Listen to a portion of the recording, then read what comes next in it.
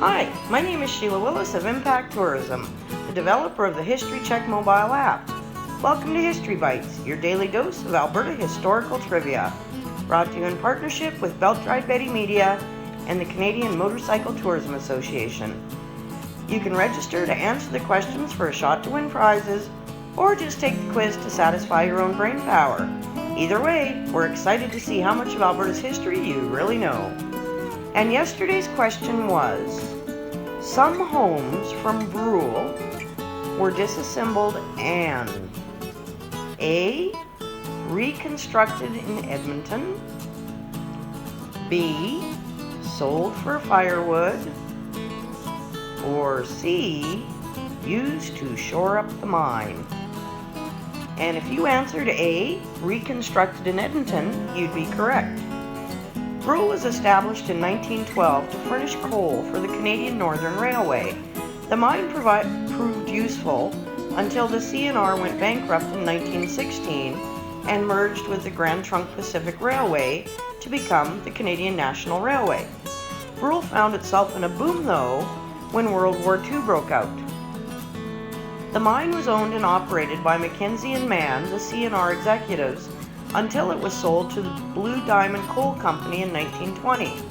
The coal mine had 175 men working for it near the end of the 1910s, and the average daily output was 500 tons. I hope I said that right. The town peaked in the 1920s with a population of around 500. Had a theater, a golf course, and even a racetrack to keep those people entertained. The mine provided other amenities like electricity and running water, not to mention the stores and a 400-room hotel. The end of Brule came in 1928. There was no alternative but to shut down the whole operation when the high-grade seam of steam coal ran out. Miners and their families went to look for work in other mining communities, and by 1932, Brule was completely deserted.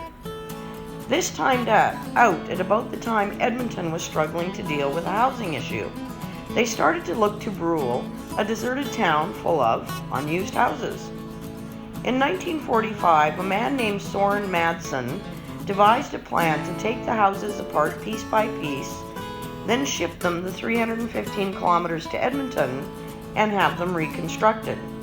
Apparently, a whole block of cottage-type houses were constructed in the areas around 113th and 114th Streets and 108th and 109th Avenue. It's not really known if any still exist today, or at least not that I could find. So here I need to give kudos to the Ghost Towns of Canada website. I've had a lot of this previous information in my head from reading stories, but when I went on the hunt for documentation, their page on Brule is a terrific example of a well-documented story. So I'm going to credit them with the information.